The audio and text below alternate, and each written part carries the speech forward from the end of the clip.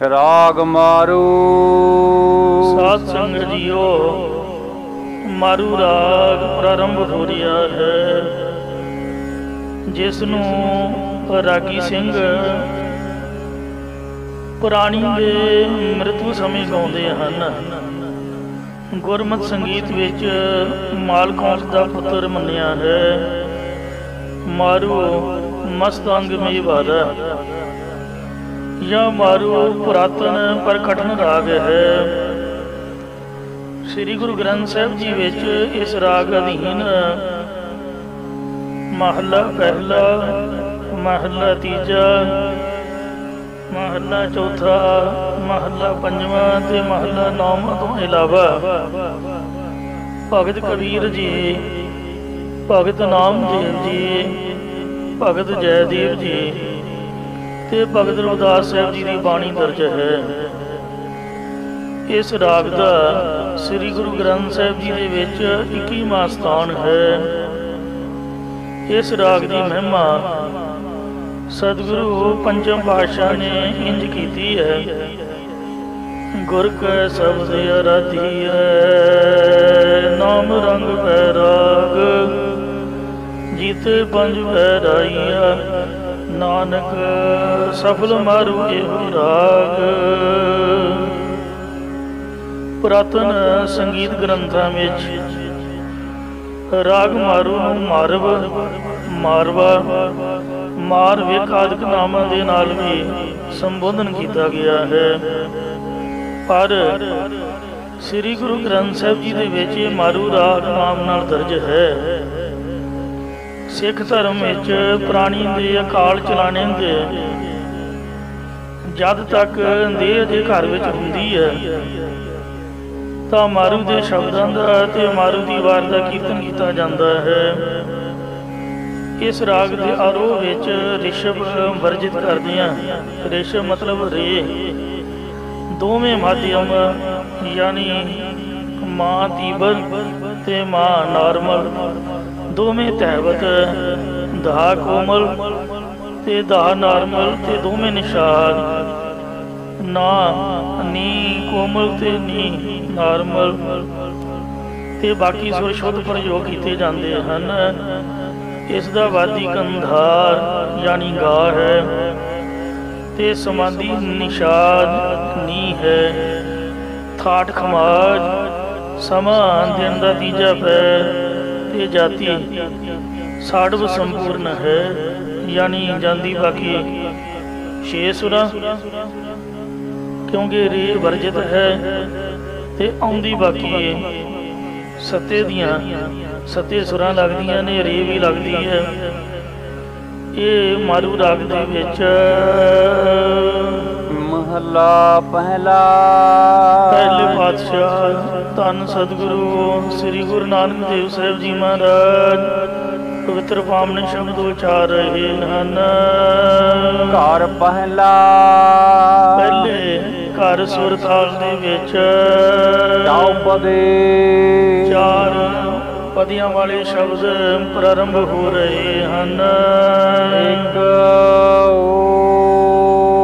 ਓੰਕਾਰ, ਇੱਕ ਅਦਵੈਤ ਰੂਪ ਪਰਮੇਸ਼ਰ ਓੰਕਾਰ ਸਰਬ ਦਾ ਪ੍ਰਕਾਸ਼ਕ, ਸਤਿਨਾਮ ਜੋ ਸਤ ਨਾਸ਼ ਤੋਂ ਰਹਿਤ, ਨਾਮ ਪ੍ਰਸਿੱਧ ਸਰੂਪ, ਕਰਤਾ ਪੁਰਖ, ਕਰਤਾ ਰਚਨਹਾਰ, ਸਭ ਥਾਵਾਂ ਵਿੱਚ ਪਰਿਪੂਰਨ ਹੈ। ਨਿਰਭਉ ਡਰ ਤੋਂ ਰਹਿਤ ਹੈ, ਨਿਰਵੈਰ ਵੈਰ ਤੋਂ ਰਹਿਤ ਹੈ। ਅਕਾਲ ਮੂਰਤ ਸੋ ਕਾਲ ਤੋਂ ਰਹਿਤ ਹੈ, ਹਸਤੀ ਵਾਲਾ ਹੈ। ਅਜੂਨੀ ਜੂਨਾ ਤੋਂ ਰਹਿਤ ਹੈ, ਸੈਭੰ ਸੁਤੇ ਪ੍ਰਕਾਸ਼ ਹੈ। ਗੁਰ ਪ੍ਰਸਾਦ ਗੁਰ ਚੇਤਨ ਸਰੂਪ ਤੇ ਪ੍ਰਸਾਦ ਆਨੰਦ ਸਰੂਪ ਹੈ। ਐਸੇ ਵਿਸ਼ੇਸ਼ਣਾ ਵਾਲਾ ਪਰਮੇਸ਼ਰ ਗੁਰਾਂ ਦੀ ਕਿਰਪਾ ਦੁਆਰਾ ਪ੍ਰਾਪਤ ਹੁੰਦਾ ਹੈ ਜੀ। ਸ਼ਲੋਕ। ਇਸ ਪਾਵਨ ਸ਼ਲੋਕ ਵਿੱਚ ਸਤਿਗੁਰੂ ਸਾਹਿਬ ਜੀ ਅਕਾਲ ਪੁਰਖ ਦੇ ਸਨਮੁਖ ਬੇਨਤੀ ਕਰਦੇ ਹੋਏ ਸਵੈ ਸਰੂਪ ਰੂਪੀ ਲੋਕ ਦੀ ਪ੍ਰਾਪਤੀ ਕਰਾਉਣ ਵਾਲਾ ਉਪਦੇਸ਼ ਬਖਸ਼ਿਸ਼ ਕਰ ਰਹੇ ਹਨ। ਸਾਜਨ ਤੇਰੇ ਚਰਨ ਕੀ, ਇਹ ਸੱਜਣ ਅਕਾਲ ਪੁਰਖ ਮੈਂ ਤੇਰੇ ਸਰਗੁਣ ਸਰੂਪ ਦੇ ਪੂਜਨੀਕ ਚਰਨ ਕਮਲਾਂ ਦੀ ਹੋਈ ਰਹਾ ਸਦ ਤੂਰ, ਸਦਾ ਹੀ ਧੂੜ ਹੋ ਕੇ ਰਹਿਣਾ ਕਰਾਂ। ਨਾਨਕ ਸਰਣ ਤੁਹਾਰੀਆ।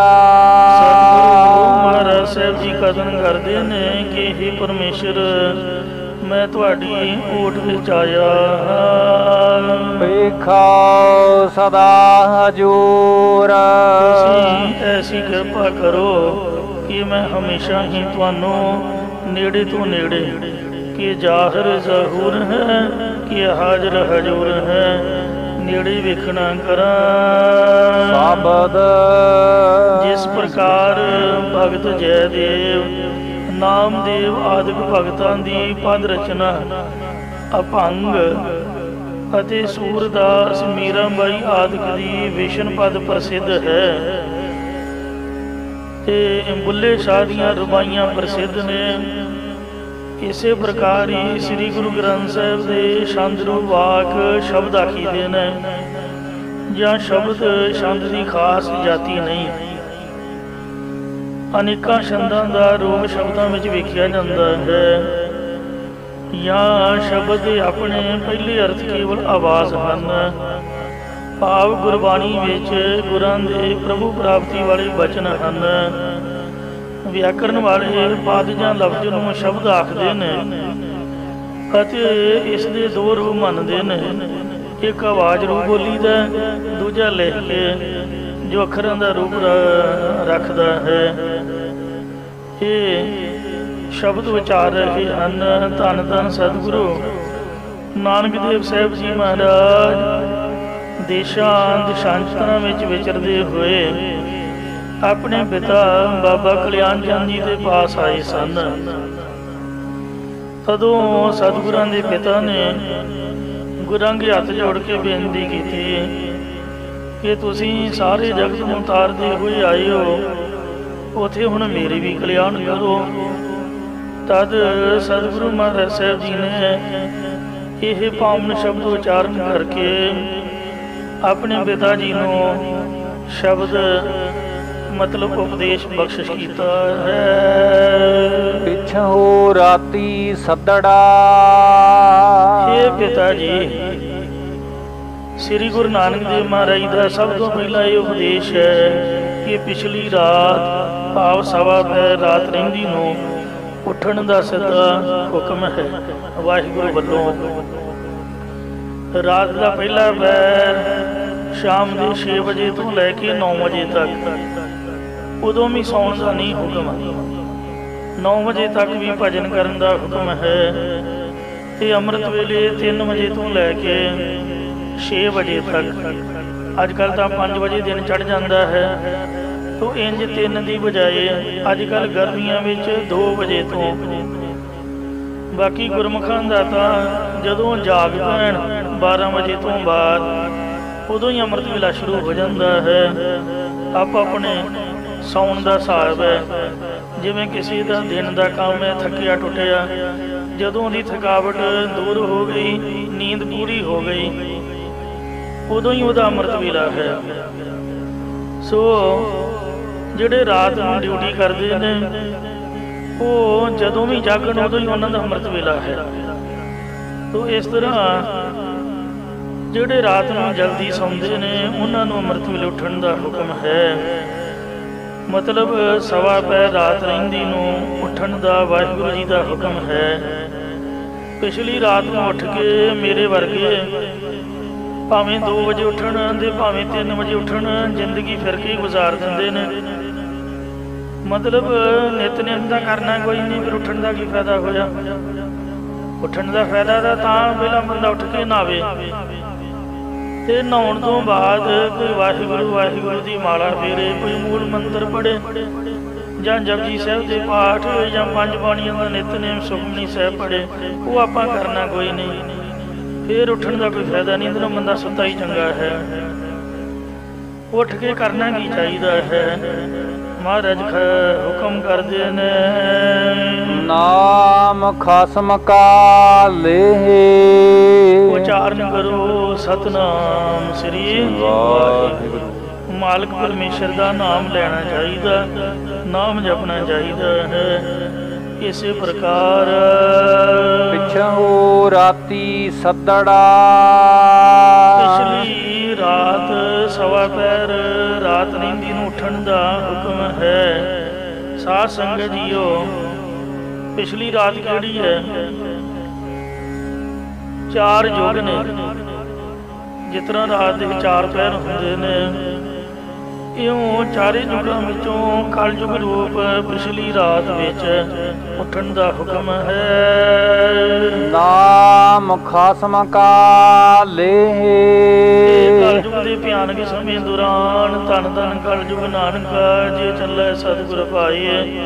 ਸਤਿਗੁਰੂ ਜੀ ਦੇ ਹੁਕਮ ਮੁਤਾਬਕ ਵਾਹਿਗੁਰੂ ਨਾਮ ਜਪਣਾ ਚਾਹੀਦਾ ਹੈ। ਇਸੇ ਪ੍ਰਕਾਰ ਪਿਛਹੁ ਰਾਤੀ ਸੱਦੜਾ। ਸਾਧ ਸੰਗਤ ਜੀਓ, ਸਾਡੀ ਉਮਰ ਰੂਪੀ ਰਾਤ ਦੀਆਂ 4 ਸਟੇਜਾਂ ਨੇ। ਪਹਿਲਾਂ ਤਾਂ ਬਚਪਨ ਹੈ, ਤੇ ਦੂਸਰੀ ਜਵਾਨੀ ਹੈ ਜਾਂ ਕਿਸ਼ੋਰ ਅਵਸਥਾ, ਤੀਸਰੀ ਪ੍ਰੌਢਿਆ ਅਵਸਥਾ ਤੇ ਚੌਥੀ ਹੈ ਬਿਰਧ ਅਵਸਥਾ। ਇਹ ਪਿਛਲੀ ਰਾਤ ਦੀ ਤਰ੍ਹਾਂ ਹੈ। ਜਿਹੜੀ ਬਿਰਧ ਅਵਸਥਾ ਹੈ, ਇਹਦੇ ਵਿੱਚ ਜਿਵੇਂ ਧੰਨ ਗੁਰੂ ਅਮਰਦਾਸ ਮਹਾਰਾਜ ਜੀ ਨੇ 72 ਸਾਲ ਦੀ ਉਮਰ ਵਿੱਚ ਗੁਰੂ ਘਰ ਦੀ ਸੇਵਾ ਸੰਭਾਲੀ। 12 ਸਾਲ ਸਿੱਖ ਰੂਪ ਦੇ ਵਿੱਚ ਸੇਵਾ ਕੀਤੀ। ਫਿਰ 84 ਸਾਲ ਦੀ ਉਮਰ ਵਿੱਚ ਗੁਰੂ ਸਾਹਿਬ ਗੁਰਤਾ ਗੱਦੀ ਤੇ ਵਿਰਾਜਮਾਨ ਹੋਏ ਤੇ ਗੁਰੂ ਬਣ ਕੇ ਸੇਵਾ ਕੀਤੀ। ਇਉਂ ਇਹ ਜਿਹੜੀ ਬਿਰਧ ਅਵਸਥਾ ਉਹ ਪਿਛਲੀ ਰਾਤ ਹੈ। ਇਹਦੇ ਵਿੱਚ ਖਸਮ ਵਾਹਿਗੁਰੂ ਮਾਲਕ ਜੀ ਦਾ ਨਾਮ ਲੈਣਾ ਕਰੇ। ਨਾਮ ਖਸਮ ਕਾ ਲੇਹ। ਵਾਹਿਗੁਰੂ ਜੀ ਦਾ ਨਾਮ ਬੁੱਢੇ ਬਾਰੇ ਤਾਂ ਲੈ ਲੈ, ਜੇ ਪਿਛਲੀ ਉਮਰ ਗੁਨਾਹੀ ਬੀਤੀ, ਹਰ ਕੀ ਭਗਤ ਨਾ ਕੀਤੀ, ਆਗੇ ਸਮਝ ਚਲੋ ਨੰਦ ਲਾਲਾ ਪਾਛੈ ਜੋ ਬੀਤੀ ਸੋ ਬੀਤੀ। ਪਿਛਲੀ ਉਮਰ ਬਿਰਧ ਅਵਸਥਾ ਜਿੱਦਾਂ ਵਾਹਿਗੁਰੂ ਨਾਮ ਲੈਣਾ ਹੀ ਚਾਹੀਦਾ ਹੈ। ਇਸੇ ਪ੍ਰਕਾਰ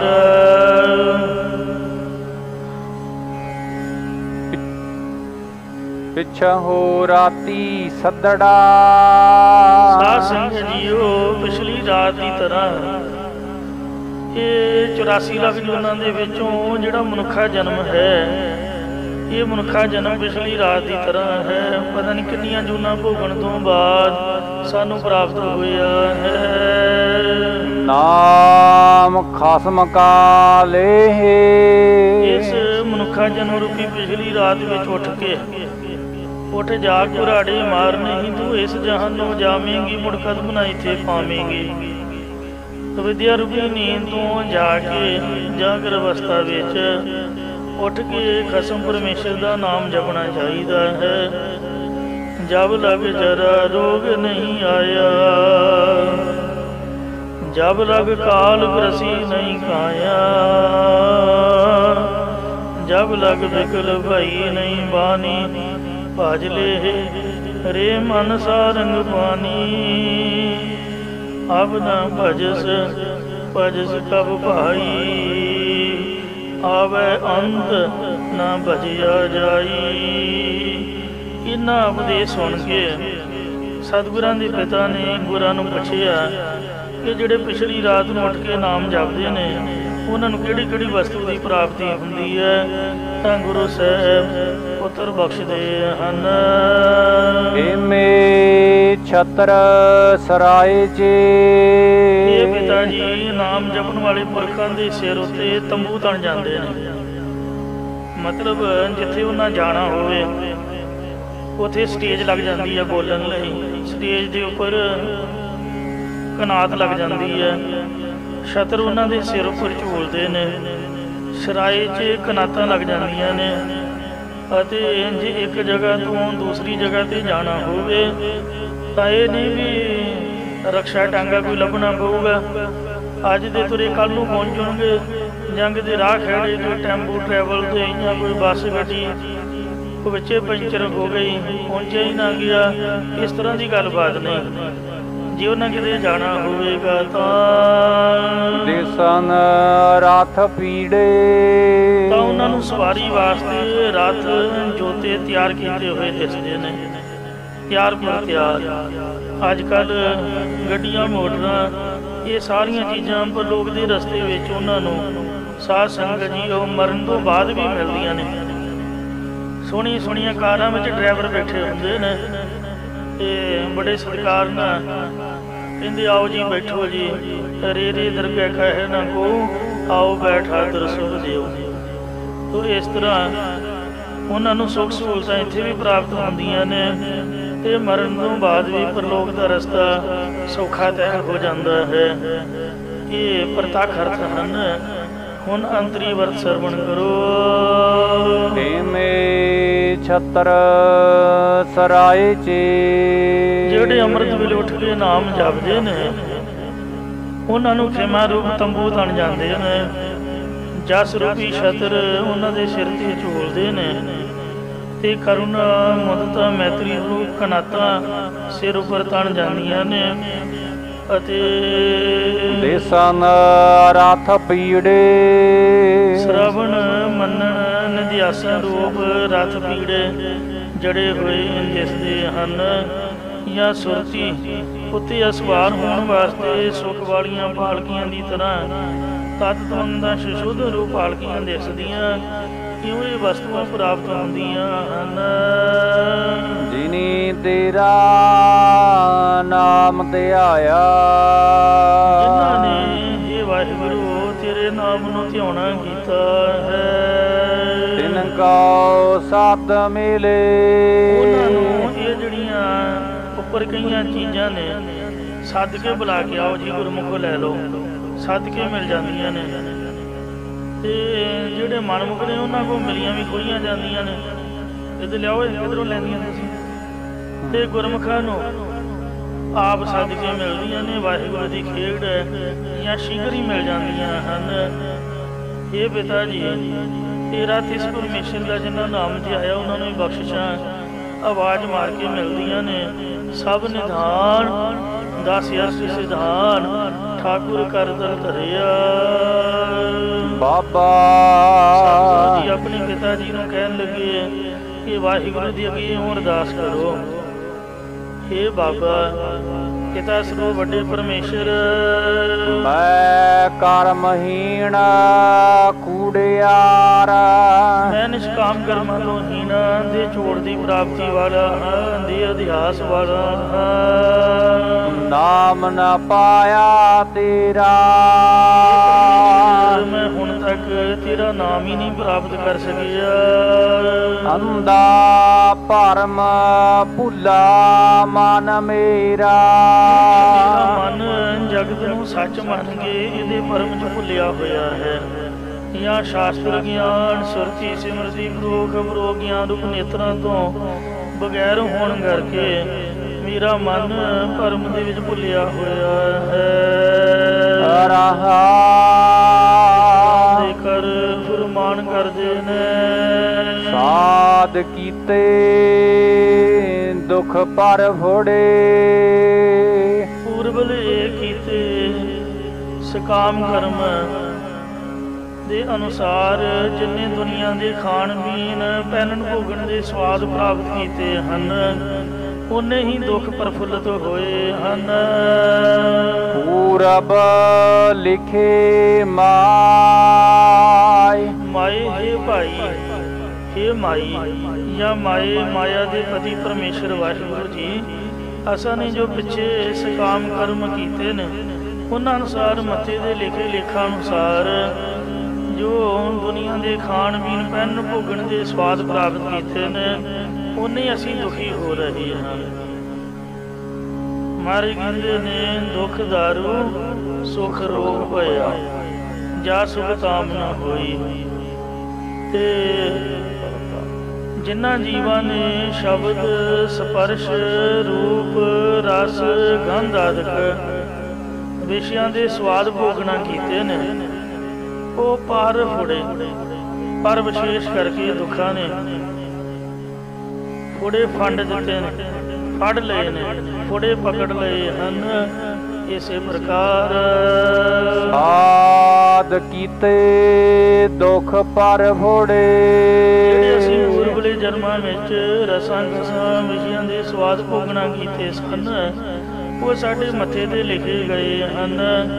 ਉਹਨਾਂ ਪੂਰਬਲੇ ਲੇਖਾਂ ਦੇ ਅਨੁਸਾਰ ਪੂਰਬ ਲਿਖੇ ਮਾਏ ਭਾਈ, ਮਾਏ ਮਾਇਆ ਵਿੱਚ ਸਾਡੇ ਚਿੱਤ ਦੀ ਬਿਰਤੀ ਪ੍ਰਵਿਰਤ ਹੋ ਗਈ ਹੈ। ਪਿਛਲੇ ਲਿਖੇ ਲੇਖਾਂ ਅਨੁਸਾਰ ਸੁਖ ਥੋੜੇ ਦੁੱਖ ਅਗਲੇ। ਸੁਖ ਦੀ ਪ੍ਰਾਪਤੀ ਵਾਲੇ ਨਿਸ਼ਕਾਮ ਕਰਮ ਥੋੜੇ ਕੀਤੇ ਨੇ ਤੇ ਦੁਖਦਾਇਕ ਅਗਲੇ ਮਤਲਬ ਬਹੁਤੇ ਕਰਮ ਕੀਤੇ ਹਨ।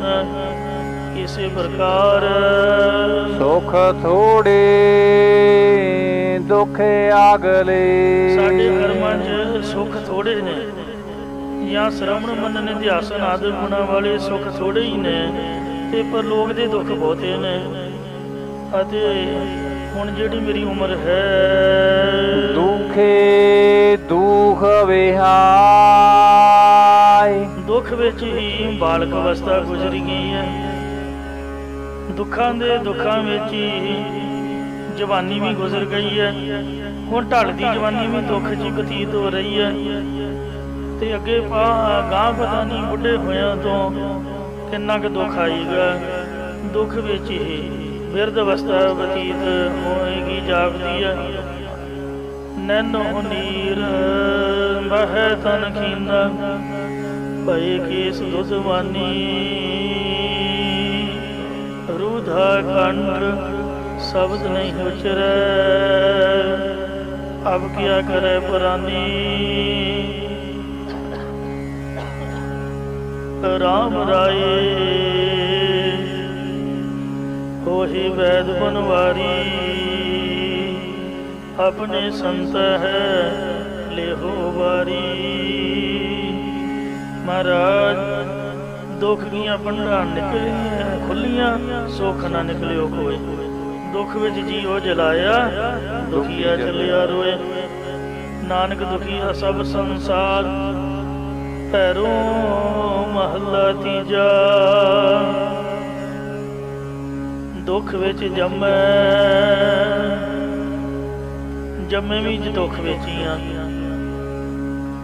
जमण दा इन्ना कहंदे दुख हुंदा है कि जिवें सुनियारा सोने दी डली ਉਹ ਮਸ਼ੀਨ 'ਚ ਪਾ ਕੇ ਖਿੱਚ ਕੇ ਤਾਰਾਂ ਬਣਾਈ ਜਾਂਦਾ।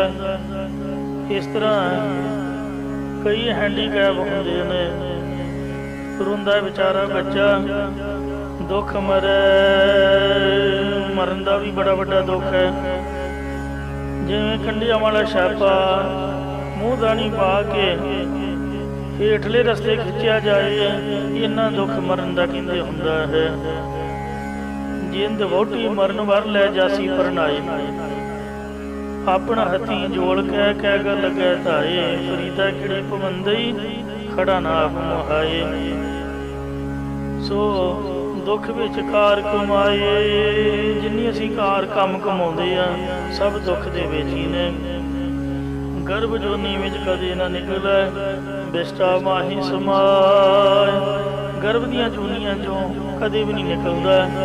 ਗੰਦਗੀ ਦਾ ਕੀੜਾ, ਜਿਸ ਤਰ੍ਹਾਂ ਗੰਦਗੀ 'ਚੋਂ ਕੀੜਾ ਡਿੱਗਿਆ, ਇਸ ਤਰ੍ਹਾਂ ਜੰਮਿਆ ਤੇ ਗੰਦਗੀ ਦੇ ਵਿੱਚ ਹੀ ਸਾਰੀ ਉਮਰ ਲੱਗਾ ਰਹਿੰਦਾ ਤੇ ਮੁੜ ਕੇ ਗੰਦਗੀ ਵਿੱਚ ਹੀ ਸਮਾ ਜਾਂਦਾ ਹੈ। ਇਸ ਤਰ੍ਹਾਂ ਸੁੱਖ ਥੋੜੇ ਨੇ, ਦੁੱਖ ਬਹੁਤੇ ਨੇ।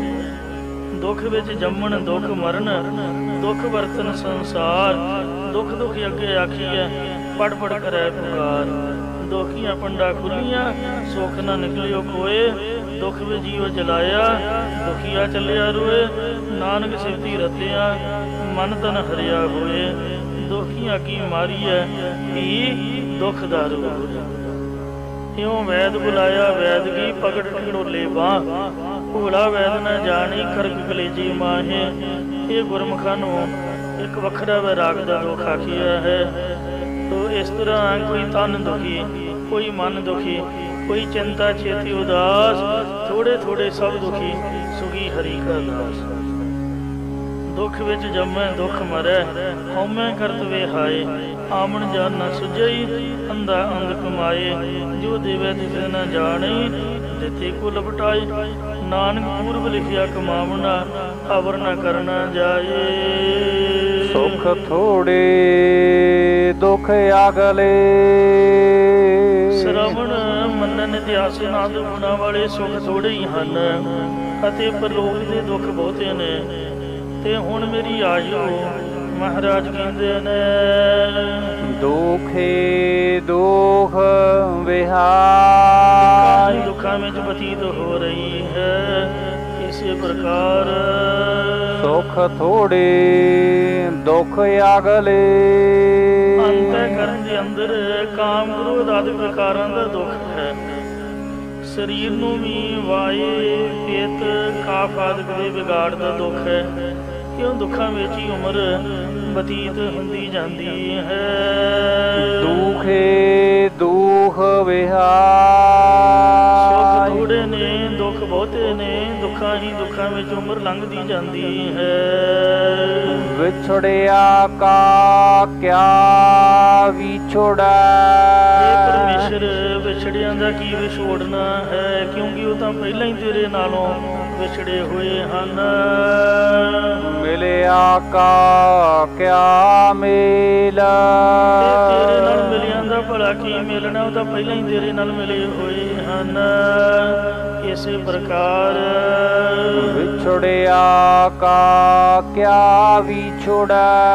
ਪਰਮੇਸ਼ਰ ਦੇ ਨਾਲੋਂ ਵਿਛੜਿਆਂ ਦਾ ਕੀ ਕਰਨਾ ਚਾਹੀਦਾ ਹੈ, ਇਹ ਸਵਾਲ ਹੈ। ਉੱਤਰ ਹੈ, ਉਹਨਾਂ ਕੁਸੰਗੀ ਪੁਰਖਾਂ ਦੇ ਨਾਲੋਂ ਵਿਛੜ ਜਾਣਾ ਚਾਹੀਦਾ ਹੈ। ਪਾਸੇ ਹੋ ਜਾਓ, ਕਿਨਾਰਾ ਕਰ ਜਾਓ, ਕਿਉਂਕਿ ਉਹਨਾਂ ਨਾਲ ਮਿਲ ਕੇ ਵਾਹਿਗੁਰੂ ਨਾਲੋਂ ਵਿਛੋੜਾ ਪੈ ਜਾਂਦਾ ਹੈ। ਮਿਲਿਆ ਕਾ ਕਿਆ ਮੇਲਾ।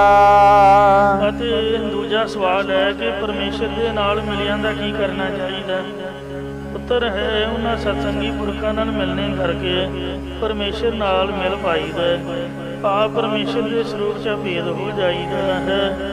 ਇਸੇ ਪ੍ਰਕਾਰ ਵਿਛੜਿਆ ਕਾ ਕਿਆ ਵਿਛੋੜਾ। ਕਾਮ ਕ੍ਰੋਧ ਲੋਭ ਮੋਹ ਹੰਕਾਰ ਆਦਿ ਦੀ ਕੋਈ ਸੰਗਤ ਵੱਲੋਂ ਕੀ ਵਿਛੜਨਾ ਚਾਹੀਦਾ। ਭਾਵ ਇਹਨਾਂ ਵਿਕਾਰਾਂ ਦੀ ਸੰਗਤ ਕਦੇ ਵੀ ਭੁੱਲ ਕੇ ਨਹੀਂ ਕਰਨੀ ਚਾਹੀਦੀ, ਵਿਛੜਨਾ ਹੀ ਚਾਹੀਦਾ ਹੈ, ਕਿਉਂਕਿ ਵਾਹਿਗੁਰੂ ਨਾਲੋਂ ਵਿਛੋੜਾ ਪਾਉਣ ਵਾਲੇ ਹਨ। ਮਿਲਿਆ ਕਾ ਕਿਆ ਮੇਲਾ। ਕਰਾਉਣ ਵਾਲੇ ਸਤਸੰਗੋਂ ਗਾਦ ਗੁਣਾਂ ਦਾ ਕੀ ਕਰਨਾ ਚਾਹੀਦਾ। ਭਾਵੇਂ ਇਹਨਾਂ ਗੁਣਾਂ ਨਾਲ ਮੇਲ ਕਰਨਾ ਚਾਹੀਦਾ ਹੈ, ਕਿਉਂਕਿ ਵਾਹਿਗੁਰੂ ਨਾਲ ਮਿਲਾਪ ਕਰਾਉਣ ਵਾਲੇ ਹਨ। ਇਸੇ ਪ੍ਰਕਾਰ ਵਿਛੜਿਆ ਕਾ ਕਿਆ ਵਿਛੋੜਾ। ਗਿਆਨ ਕਰਕੇ ਵਿਛੜਿਆਂ ਦਾ ਕੀ ਕਰਨਾ ਚਾਹੀਦਾ ਹੈ। ਭਾਵ ਉਹਨਾਂ ਨਾਲੋਂ ਵਿਛੜ ਜਾਣਾ ਚਾਹੀਦਾ ਹੈ। ਮਿਲਿਆ ਕਾ ਕਿਆ ਮੇਲਾ। ਬ੍ਰਹਮ ਗਿਆਨ ਕਰਕੇ ਪਰਮੇਸ਼ਰ ਨਾਲ ਮਿਲਿਆਂ ਦਾ ਕੀ ਕਰਨਾ ਚਾਹੀਦਾ। ਭਾਵ ਉਹਨਾਂ ਨਾਲ ਮੇਲ ਕਰਨਾ ਚਾਹੀਦਾ ਹੈ, ਜਿਸ ਕਰਕੇ ਵਾਹਿਗੁਰੂ ਨਾਲ ਮਿਲਾਪ ਹੋ ਜਾਵੇ। ਸਾਹਿਬ ਸੋ ਸਾਲਾਹੀਆ।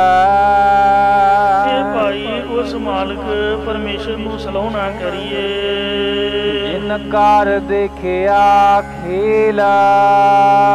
ਜਿਸ ਨੇ ਇਸ ਪ੍ਰਪੰਚ ਦਾ ਖੇਲ ਰਚ ਕੇ ਆਪ ਹੀ ਵੇਖਿਆ ਹੈ।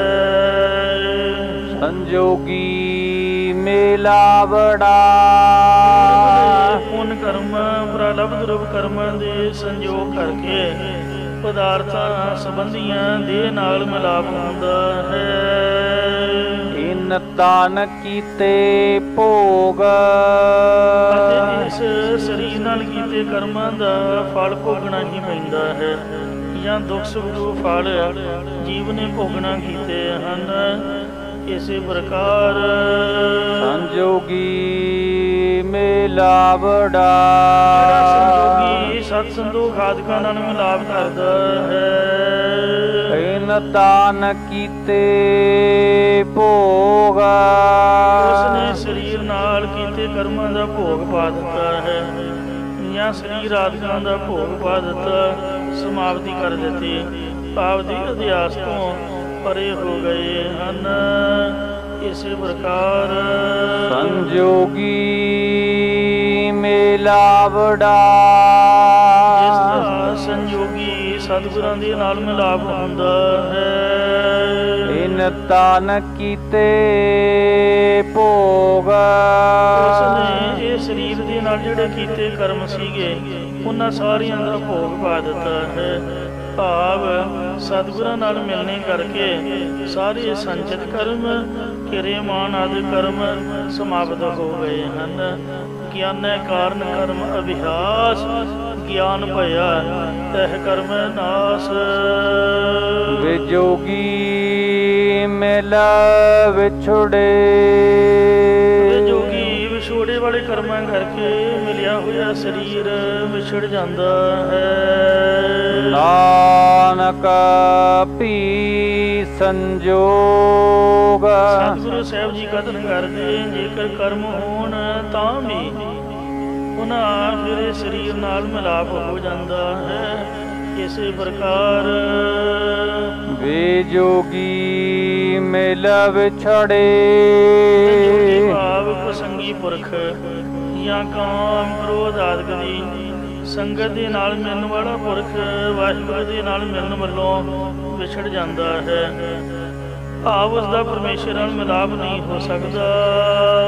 ਨਾਨਕ ਭੀ ਸੰਜੋਗ, ਜੇਕਰ ਜੀਵ ਕੋ ਸੰਗਤ ਛੱਡ ਕੇ ਗੁਰ ਸ਼ਬਦ ਨੂੰ ਕਮਾਉਣਾ ਕਰੇ ਤਾਂ ਸਤਿਗੁਰੂ ਮਹਾਰਾਜ ਕਹਿੰਦੇ ਨੇ ਫਿਰ ਵੀ ਮਨੁੱਖਾ ਜਨਮ ਵਿੱਚ ਵਾਹਿਗੁਰੂ ਨਾਲ ਸੰਜੋਗ ਹੋ ਸਕਦਾ ਹੈ, ਪਰ ਬੰਦੇ ਦੀ ਆਪਦੀ ਨੀਤ ਚਾਹੀਦੀ ਹੈ। ਜੇ ਆਪਦੀ ਨੀਤ ਸਾਫ਼ ਹੋਵੇਗੀ ਤੇ ਮਿਲਦਿਆਂ ਢਿੱਲ ਨਾ ਹੋਵੇ, ਜੇ ਨੀਅਤ ਰਾਸ ਕਰੇ। ਮਾਰੇ ਕਹਿੰਦੇ ਵੀ ਮਿਲਣ ਲੱਗਿਆਂ ਢਿੱਲ ਨਹੀਂ ਹੁੰਦੀ, ਜੇ ਆਪਦੀ ਨੀਤ ਸਾਫ਼ ਸੱਚੀ ਕਰ ਲਵੇ। ਸਾਡੀਆਂ ਨੀਤਾਂ ਮਾੜੀਆਂ ਨੇ, ਇਸ ਕਰਕੇ ਰੱਬ ਨਾਲ ਮਿਲਣਾ ਔਖਾ ਹੋਇਆ ਪਿਆ ਹੈ। ਇਸੇ ਤਰ੍ਹਾਂ ਬੇਜੋਗੀ ਮਿਲ ਵਿਛੜੇ, ਪਰਮੇਸ਼ਰ ਵੱਲੋਂ ਵਿਛੜੇ ਹੋਏ ਜੀਵ ਜਦ ਗੁਰਾਂ ਨਾਲ ਮਿਲੇ ਤਾਂ ਵਿਛੜੇ ਹੋਏ ਜੀਵ ਵੀ ਪਰਮੇਸ਼ਰ ਦੇ ਨਾਲ ਮਿਲ ਗਏ। ਮਹੱਲਾ ਪੰਜਵਾ। ਜੈਸਾ ਸਤਿਗੁਰ ਸੁਣੀਂਦਾ ਤੈਸੋ ਹੀ ਮੈਂ ਡੀਠ, ਵਿਛੜਿਆ ਮੇਲੇ ਪ੍ਰਭੂ ਹਰ ਦਰਗਹਿ ਕਾ ਬਸੀਠ। ਹਰ ਨਾਮੋ ਮੰਤਰ ਦ੍ਰਿੜਾਇਂਦਾ ਕਟੇ ਹੋਮੈ ਰੋਗ, ਨਾਨਕ ਸਤਿਗੁਰ ਤਨ ਮਿਲਾਇਆ ਜਿਨ ਧੁਰੇ ਪਿਆ ਸੰਜੋਗ। ਗੁਰੂ ਸਾਹਿਬ ਵਿਛੜਿਆਂ ਨੂੰ ਮਿਲਣ ਵਾਸਤੇ ਇਸ ਸੰਸਾਰ ਵਿੱਚ ਆਏ ਹਨ। ਸੋ ਇਸ ਵਾਸਤੇ ਨਾਨਕ ਭੀ ਸੰਜੋਗ, ਗੁਰੂ ਦੀ ਕਿਰਪਾ ਨਾਲ ਵਿਛੜੇ ਮਿਲ ਗਏ ਨੇ ਪਰਮੇਸ਼ਰ ਨਾਲ, ਉਹਨਾਂ ਦੀ ਸੰਗਤ ਕਰਕੇ ਹੋਰਨਾਂ ਦਾ ਵੀ ਪਰਮੇਸ਼ਰ ਨਾਲ ਸੰਜੋਗ ਹੋ ਜਾਂਦਾ ਹੈ। ਕਿਉਂ ਸਤਿਗੁਰਾਂ ਨੇ ਆਪਣੇ ਪਿਤਾ ਬਾਬਾ ਕਲਿਆਣ ਚੰਦ ਨੂੰ ਬ੍ਰਹਮ ਗਿਆਨ ਦਾ ਉਪਦੇਸ਼ ਦੇ ਕੇ ਨਿਹਾਲ ਕੀਤਾ ਸੀ। ਮਾਰੂ ਮਹੱਲਾ ਪਹਿਲਾ।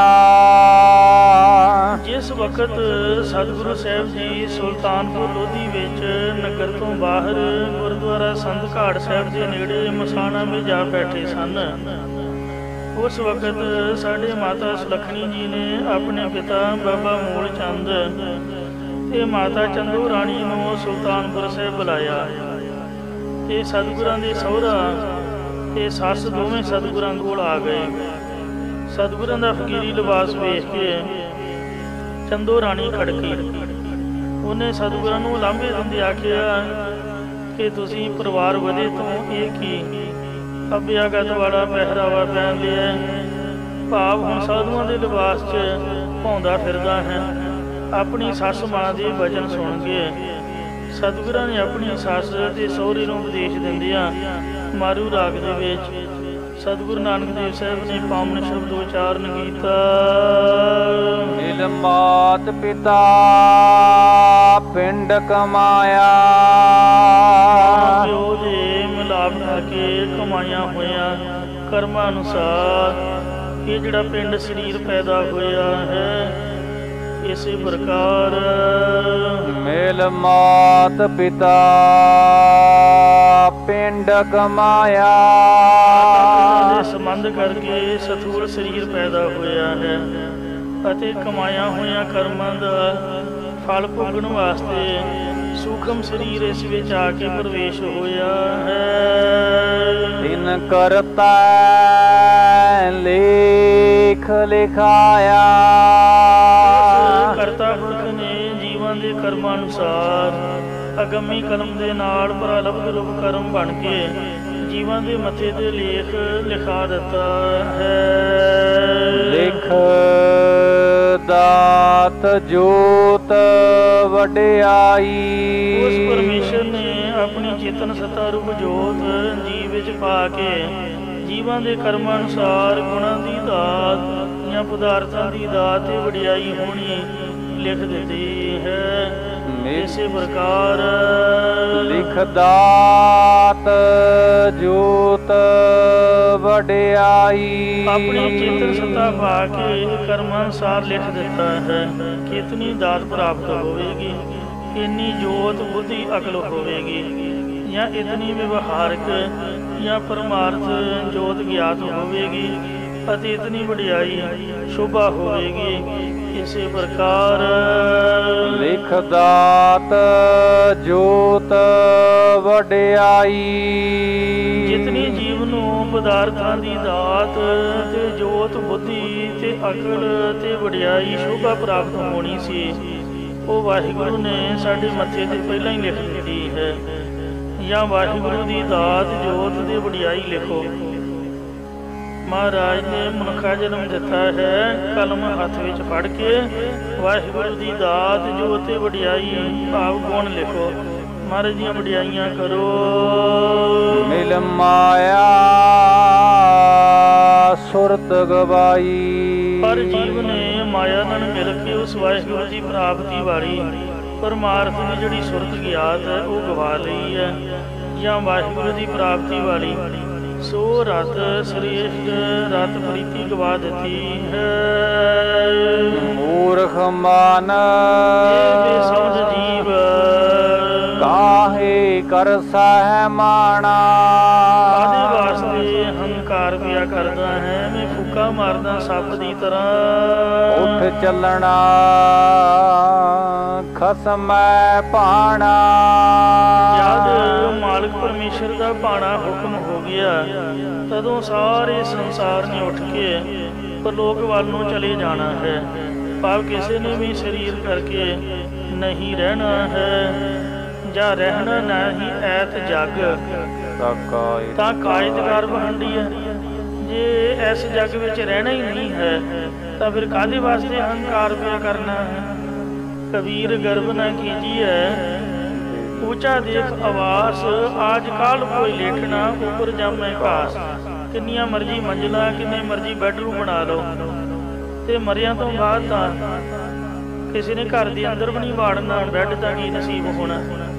ਮਰਨ ਤੋਂ ਪਹਿਲਾਂ ਹੀ ਜਦ ਘੋਰੜੂ ਖੜਕਣ ਲੱਗ ਪੈਂਦਾ, ਕਹਿੰਦੇ ਬੁੱਢੇ ਨੂੰ ਥੱਲੇ ਪੁੰਜੇ ਸੁੱਟੋ। ਉਹ ਖੇਸ ਜਿਹਾ ਵਿਛਾ ਕੇ ਅੰਦਰ ਵੀ ਨਹੀਂ ਬਾਹਰਲੇ ਪਾਸੇ ਉਹ ਜਿਹੜੀ ਗੈਲਰੀ ਜੀ ਹੁੰਦੀ ਹੈ ਵਾਧੂ ਜਗ੍ਹਾ 'ਚ ਰੱਖ ਦਿੰਦੇ ਨੇ। ਇਸ ਵਾਸਤੇ ਕਿਸੇ ਕੰਮ ਨਹੀਂ ਮੰਜ਼ਿਲਾਂ ਤੇ ਬੈਡਰੂਮ। ਤੋ ਜਿਸ ਦੇਹ ਨੂੰ ਛੱਡ ਜਾਣਾ, ਜਿਸ ਘਰ ਨੂੰ ਛੱਡ ਜਾਣਾ, ਕਾਹਦੇ ਵਾਸਤੇ ਹੰਕਾਰ ਕਰਦਾ। ਕਬੀਰ ਗਰਬ ਨਾ ਕੀਜੀਐ ਊਚਾ ਦੇਖ ਆਵਾਸ, ਆਜ ਕਾਲ ਕੋਈ ਲੇਟਣਾ ਉੱਪਰ ਜਾਮੇ ਘਾਸ। ਘਾਹ ਦੇ ਉੱਤੇ ਲੇਟਣਾ ਪਊਗਾ, ਉਹ ਸਿੜੀ ਜਿਹੀ ਲੱਕੜ ਦੇ ਫੱਟੇ ਤੇ ਪੈਣਾ ਪਊਗਾ, ਜਿੰਨਾ ਮਰਜ਼ੀ ਬੰਦਾ ਅਮੀਰ ਹੈ। ਕਹਿਣਗੇ ਮੋਟੀਆਂ ਮੋਟੀਆਂ ਲੱਕੜਾਂ ਦੇ ਸਿਰ ਥੱਲੇ ਰੱਖੋ, ਉਦੋਂ ਕੋਈ ਸਰਾਣਾ ਸਰਾਣਾ ਨਹੀਂ ਲੱਭਣਾ। ਆ ਜਿਹੜੇ ਮੋਟੇ ਮੋਟੇ ਗੱਦੇ ਨੇ ਕਿਸੇ ਕੰਮ ਨਹੀਂ ਹੋਣੇ, ਉਹ ਲੱਕੜਾਂ ਦੀ ਸੇਜ ਤੇ ਹੀ ਸੌਣਾ ਪਊਗਾ। ਤੇ ਇਸ ਵਾਸਤੇ ਕਾਹਦਾ ਹੰਕਾਰ ਪਿਆ ਕਰਦਾ ਭਾਈ, ਫੂਕਾ ਮਾਰਨੀਆਂ ਛੱਡ ਦੇ। ਕਬੀਰ ਗਰਬ ਨਾ ਕੀਜੀਐ ਚਾਮ ਲਪੇਟੇ ਹਾੜ। ਕਾਹਦਾ ਹੰਕਾਰ ਕਰਦਾ, ਇਹ ਚਮੜੇ ਦੇ ਵਿੱਚ ਹੱਡ ਲਪੇਟੇ ਹੋਏ ਨੇ। ਕਬੀਰ ਗਰਭ ਨ ਕੀਜੀਐ ਚਾਮਨ ਬੇਟੇ ਹਾੜ ਹੈਵਰ ਉੱਪਰ ਛਤਰ ਧਰਤੇ ਪੁਨ ਧਰਨੀ ਗਾਗ। ਜਿਹੜੇ ਘੋੜਿਆਂ ਦੀਆਂ ਕਾਠੀਆਂ ਛਤਰਾਂ ਦੀ ਛਾਂ ਹੇਠ ਰਹਿੰਦੇ ਸੀ ਉਹ ਵੀ ਫੜ ਕੇ ਕਾਲ ਨੇ ਧਰਤੀ 'ਚ ਗੱਡ ਸੁੱਟੇ। ਇੰਨੇ ਧਰਤੀ 'ਚ ਗੱਡੇ ਹੋਏ ਨੇ, ਯਾਨੀ ਦੱਬੇ ਹੋਏ ਨੇ ਕਬਰਾਂ ਦੇ ਵਿੱਚ। ਜਦ ਬੰਦਾ ਤੁਰਦਾ ਇੱਕ ਪੈਰ ਰਾਜੇ ਦੀ ਸਿਰ ਤੇ ਦੂਜਾ ਵਜ਼ੀਰ ਦੇ ਸਿਰ ਤੇ ਆਉਂਦਾ।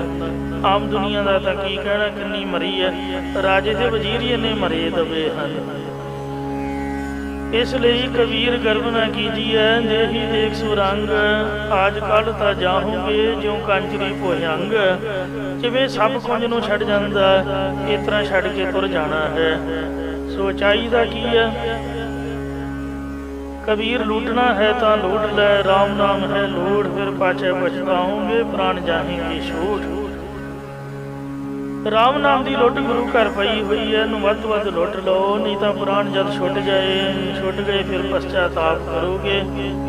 ਜਿਹੜਾ ਦਿਨ ਚੜ੍ਹਨ ਤੋਂ ਪਹਿਲਾਂ ਕਹਿੰਦੇ ਫਕੀਰ ਬਣ ਕੇ ਰਹਿੰਦਾ ਹੈ, ਫਕਰ ਬਣ ਕੇ ਰਹਿੰਦਾ ਹੈ, ਉਹ ਬਾਅਦ ਵਿੱਚ ਮਹਾਰਾਜ ਸੱਚੇ ਪਾਤਸ਼ਾਹ ਉਹਨੂੰ ਅਮੀਰ ਬਣਾ ਦਿੰਦੇ ਨੇ।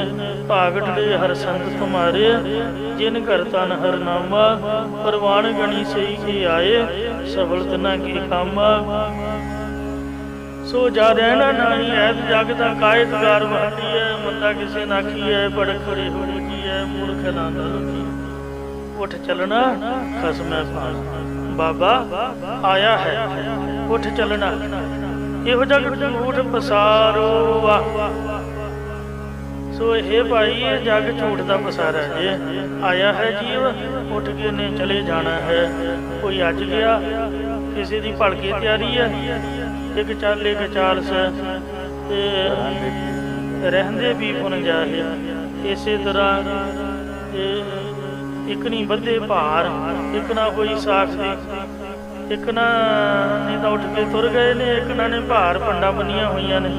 ਗੱਡ ਬੋੜੇ ਜਿੱਦਾਂ ਰੇਲਵੇ ਸਟੇਸ਼ਨ ਦੇ ਸਫ਼ਰ ਕਰਨ ਵਾਲੇ ਗੱਡੀ ਉਡੀਕ ਦੇ ਵਿੱਚ ਆਪਣੀਆਂ ਗੱਡ ਬੋੜੀਆਂ ਰੱਖ ਕੇ ਬੈਠੇ ਹੁੰਦੇ ਨੇ। ਇਸ ਤਰ੍ਹਾਂ ਚਲੇ ਜਾਣਾ ਹੈ, ਸਰੀਰ ਕਰਕੇ ਕਿਸੇ ਨੇ ਵੀ ਨਹੀਂ ਰਹਿਣਾ ਹੈ। ਵਿਸ਼ਰਾਮ ਦਿੰਦੇ ਹਨ। ਸਤਿਗੁਰਾਂ ਦੀ ਸੱਸ ਮਾਤਾ ਚੰਦੂ ਰਾਣੀ ਗੁਰੂ ਸਾਹਿਬ ਜੀ ਨੂੰ ਕਹਿਣ ਲੱਗੀ ਕਿ ਤੁਸੀਂ ਘਰਾਂ ਵਿੱਚ ਸੋਹਣੀ ਸੇਜਾ ਤੇ ਆਰਾਮ ਕਰੋ ਅਤੇ ਚੰਗੇ ਸਵਾਦਲੇ ਭੋਜਨਾਂ ਨੂੰ ਕਿਉਂ ਛੱਡੀ ਫਿਰਦੇ ਹੋ? ਗੁਰੂ ਸਾਹਿਬ ਫਰਮਾਉਂਦੇ ਹਨ, ਤਜ ਸਾਧ ਸਹਿਜ ਸੁਖ ਹੋਈ। ਚੰਗੇ ਭੋਜਨ ਜਾਂ ਵਿਸ਼ਿਆਂ ਦੇ ਸਵਾਦਾਂ ਦਾ ਤਿਆਗ ਕਰਕੇ ਸੁਤੇ ਸਿੱਧ ਹੀ ਆਤਮਕ ਆਨੰਦ ਦੀ ਪ੍ਰਾਪਤੀ ਹੁੰਦੀ ਹੈ। ਜਿਹਨੇ ਸਵਾਦ ਹੀ ਨਹੀਂ ਛੱਡਿਆ ਵਿਸ਼ਿਆਂ ਦਾ, ਉਹ ਨਾਮ ਦਾ ਸਵਾਦ ਕਿਵੇਂ ਪ੍ਰਾਪਤ ਕਰੇਗਾ? ਸੋ ਜਿੰਨੇ ਸਵਾਦ ਨੇ ਇੰਨੇ ਹੀ ਦੁੱਖ ਆ ਕੇ ਇਨਸਾਨ ਨੂੰ ਚੰਬੜਦੇ ਹਨ। ਭੋਗੰ ਤਾਂ ਰੋਗੰ, ਭੋਗਾਂ ਨੂੰ ਭੋਗਣ ਤੋਂ ਬਾਅਦ ਹੀ ਇਨਸਾਨ ਰੋਗੀ ਹੁੰਦਾ ਹੈ। ਘਰ ਛੱਡਣੇ ਰਹਿ ਨਾ ਕੋਈ। ਇਹ ਜਿਹੜਾ ਘਰ ਹੈ, ਸੰਸਾਰ ਰੂਪੀ ਘਰ ਨੂੰ ਇੱਕ ਦਿਨ ਛੱਡ ਕੇ ਚਲੇ ਜਾਣਾ। ਕੋਈ ਵੀ ਸਰੀਰ ਕਰਕੇ ਨਹੀਂ ਰਹੇਗਾ। ਮਹਾਂਪੁਰਖ ਸੰਤ ਬਾਬਾ ਅਜੀਤ ਸਿੰਘ ਜੀ ਨਥਪਨਪੁਰ ਵਾਲੇ, ਉਹ ਲੂਣ ਦੇ ਹਲਦੀ ਬਸ ਵਰਤਦੇ ਸਨ। ਉਹਨਾਂ ਦੇ ਬਚਨਾਂ ਵਿੱਚ ਵੀ ਜ਼ਿਕਰ ਆਉਂਦਾ। ਉਹਨਾਂ ਦੇ ਸ਼ਰਧਾਲੂਆਂ ਨੂੰ ਮੈਂ ਵੇਖਿਆ, ਮਿਰਚ ਮਸਾਲਾ ਕਹਿੰਦੇ, ਤੜਕਾ ਛੜਕਾ ਜੋ ਵੀ ਕੁਛ ਆਪਾਂ ਤਿੱਖਾ ਖਾਂਦੇ ਹਾਂ, ਜੇ ਤੁਸੀਂ ਇਹ ਅਦਰਕ, ਗੰਢਾ, ਲੂਣ, ਮਿਰਚ ਮਸਾਲਾ, ਲਸਣ ਕੁਛ ਵੀ ਤਿੱਖਾ ਆਦਿਕ ਛੱਡ ਜਿਓਗੇ ਤਾਂ ਬਿਮਾਰੀਆਂ ਆਪਣੇ ਆਪ ਹੀ ਛੱਡ ਕੇ ਤੁਰ ਜਾਣਗੀਆਂ। ਆ ਜਿਨ੍ਹਾਂ ਦੀ ਨਿਗਾਹ ਘੱਟ ਜਾਂਦੀ ਹੈ, ਜੇ ਉਹ ਤੜਕਾ ਖਾਣਾ ਬੰਦ ਕਰ ਦੇਣ, ਇੱਕੋ ਹੀ ਗੱਲ ਤੋਂ ਗਰੇਜ ਕਰਨ, ਫਿਰ ਲੂਣ ਤੇ ਹਲਦੀ ਤੇ ਮਾੜਾ ਮੋਟਾ ਘਿਓ, ਬਾਕੀ ਮਿਰਚ ਮਸਾਲਾ ਛੱਡ ਦੇਣ ਤੇ ਨਿਗਾਹ ਆਪਣੇ ਆਪ ਹੀ ਤੇਜ਼ ਹੋ ਜਾਂਦੀ ਹੈ। ਜਿੰਨਾ ਗਰਮੀ ਦਾ ਤੱਤ ਵੱਧਦਾ ਹੈ, ਬਲੱਡ ਪ੍ਰੈਸ਼ਰ ਹਾਈ ਹੁੰਦਾ, ਉਹਨਾਂ ਨਿਗਾਹ ਡਾਊਨ ਜਾਂਦੀ ਹੈ।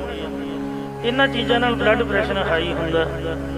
ਤੇ ਇਸ ਵਾਸਤੇ ਜੇ ਇਹਨਾਂ ਚੀਜ਼ਾਂ ਤੋਂ ਗੁਰੇਜ਼ ਕਰ ਲਏ, ਬਿਮਾਰੀਆਂ ਆਪਣੇ ਆਪ ਹੀ ਛੱਡ ਕੇ ਦੌੜ ਜਾਣ।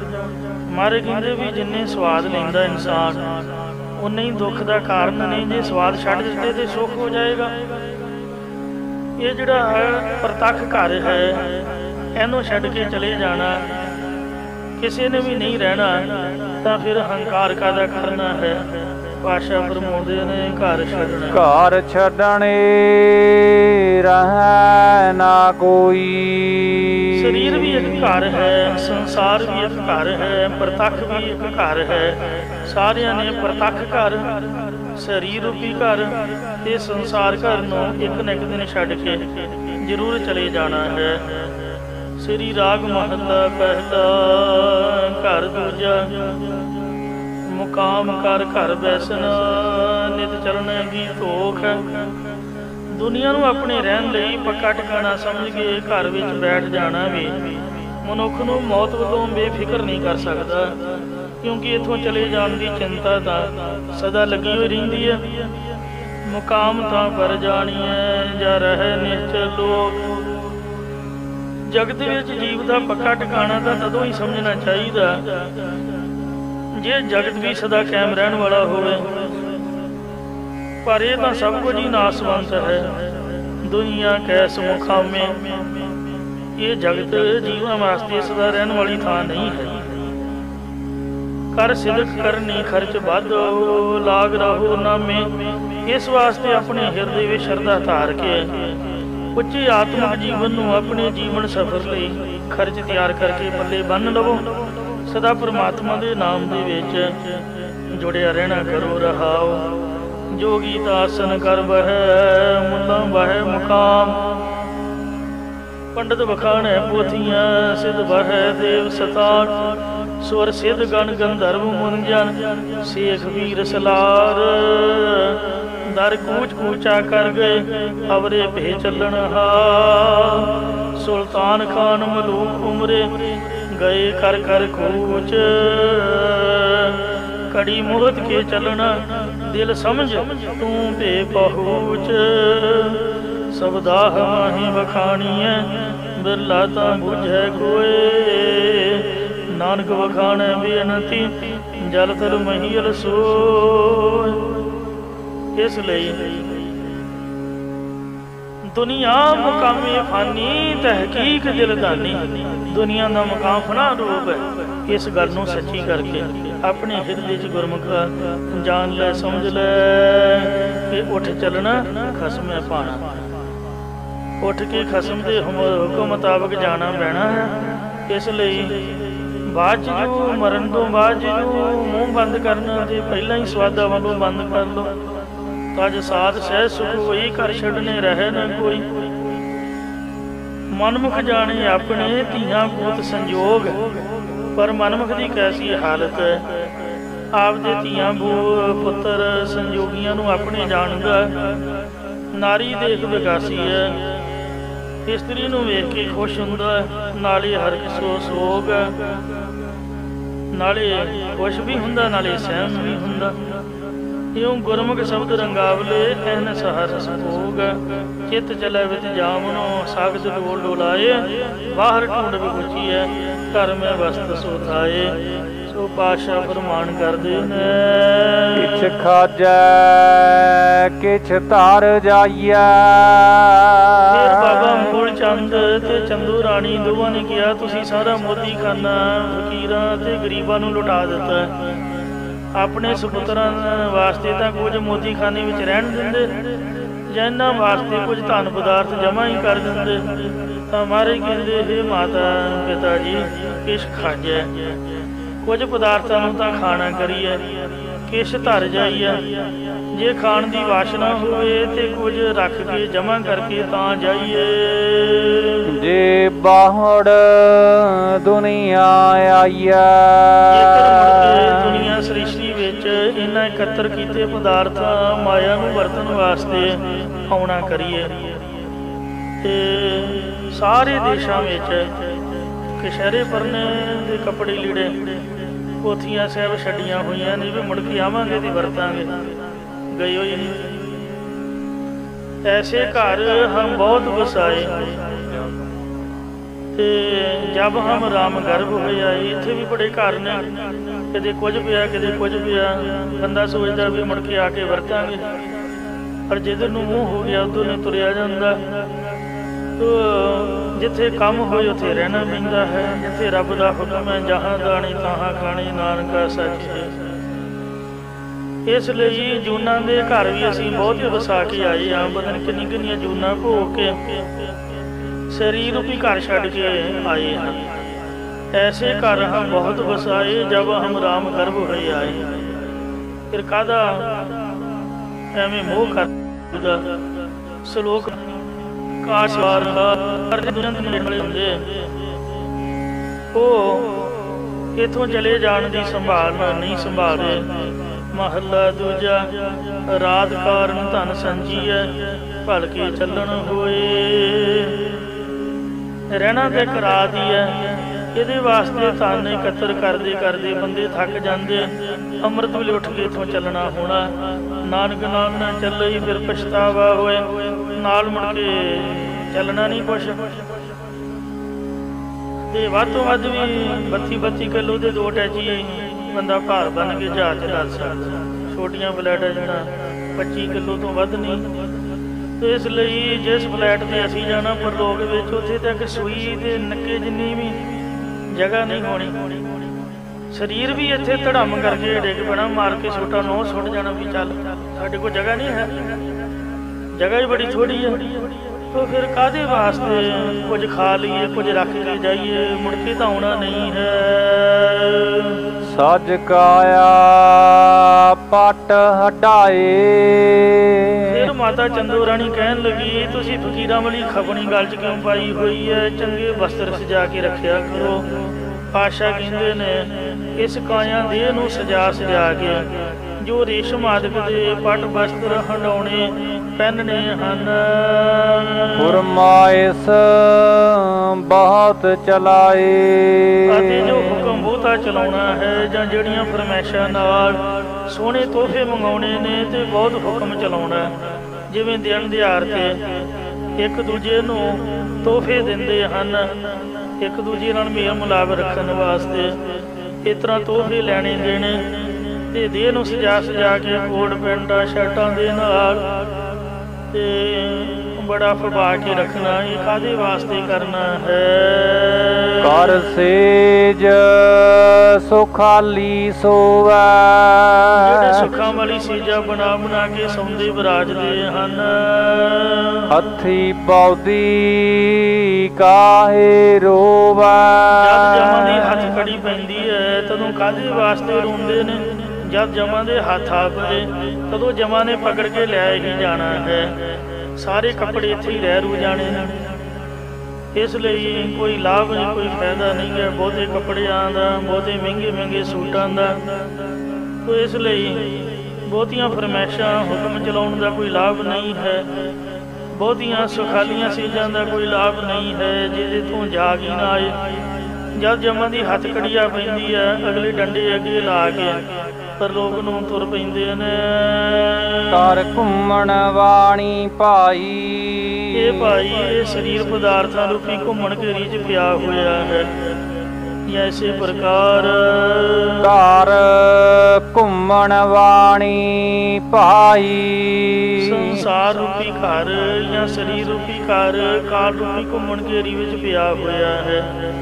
ਜਾਂ ਸਰੀਰ ਤਿੰਨਾਂ ਗੁਣਾ ਰੂਪ ਘੁੰਮਣ ਘੇਰੀ ਵਿੱਚ ਪਿਆ ਹੋਇਆ ਹੈ। ਪਾਪ ਪੱਥਰ ਤਾਰਨ ਨਾ ਜਾਈ।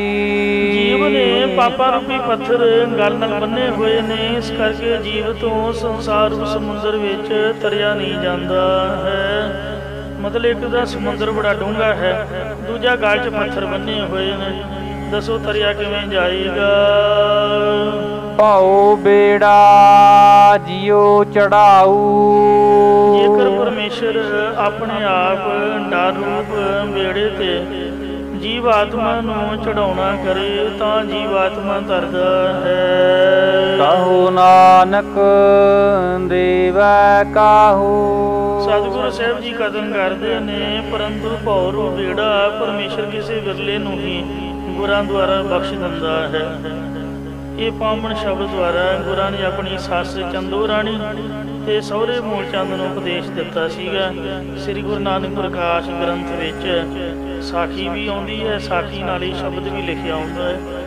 ਇਹ ਉਥਾਨਕਾ ਜਿੰਨੀ ਵੀ ਬਾਣੀ ਮਹਾਰਾਜ ਨੇ ਅੰਦਰ ਵੜ ਕੇ ਨਹੀਂ ਉਚਾਰੀ, ਇਹਦਾ ਬਹਾਨਾ ਬਣਿਆ ਉਚਾਰਨ ਕਰਨ ਦਾ। ਸੰਸਾਰ ਦੇ ਭਲੇ ਵਾਸਤੇ ਸੰਸਾਰ ਨੂੰ ਮੁਖਾਤਬ ਹੋ ਗਏ। ਸੰਸਾਰ ਵਿੱਚ ਵਿਚਰਦਿਆਂ ਪਾਤਸ਼ਾਹ ਨੇ ਬਾਣੀ ਉਚਾਰੀ ਹੈ। ਕਈ ਸਾਖੀਆਂ ਨੂੰ ਨਹੀਂ ਮੰਨਦੇ, ਉਥਾਨਕਾਂ ਨੂੰ ਨਹੀਂ ਮੰਨਦੇ, ਉਹਨਾਂ ਦੀ ਆਪ ਦੀ ਮਰਜ਼ੀ ਹੈ, ਪਰ ਕੋਈ ਨਾ ਕੋਈ ਬਹਾਨਾ ਬਣਿਆ ਹੈ। ਇਹ ਗੁਰੂ ਮਹਾਰਾਜ ਨੇ ਆਪ ਦੇ ਸੱਸ ਸਹੁਰੇ ਨੂੰ ਉਪਦੇਸ਼ ਦੇ ਕੇ ਤੇ ਨਿਹਾਲ ਕੀਤਾ ਹੈ। ਅਗਲਾ ਜੋ ਪਾਵਨ ਸ਼ਬਦ ਹੈ ਉਹ ਤੀਜੇ ਪਾਤਸ਼ਾਹ ਗੁਰੂ ਅਮਰਦਾਸ ਜੀ ਨਾਲ ਸੰਬੰਧ ਰੱਖਦਾ ਹੈ। ਜੇ ਸ਼ਬਦ ਨੂੰ ਸੁਣ ਕੇ ਗੁਰੂ ਅੰਗਦ ਦੇਵ ਜੀ ਦੀ ਚਰਨੀ ਆਏ ਸਨ, ਉਹ ਕੱਲ੍ਹ ਨੂੰ ਵਿਚਾਰਾਂਗੇ। ਭੁੱਲਾਂ ਚੁੱਕਾਂ ਖਿਮਾ ਕਰੋ ਕਿ ਤੁਸ ਸਮਤ ਬਖਸ਼ੋ ਜੀ। ਘਰ ਘੁੰਮਣ ਵਾਣੀ ਪਾਈ, ਪਾਪ ਪੱਥਰ ਤਰਨ ਨਾ ਜਾਈ। ਭਉ ਬੇੜਾ ਦਿਓ ਚੜਾਊ, ਕਹੋ ਨਾਨਕ ਦੇਵੈ ਕਾਹੂ। ਵਾਹਿਗੁਰੂ ਜੀ ਕਾ ਖਾਲਸਾ,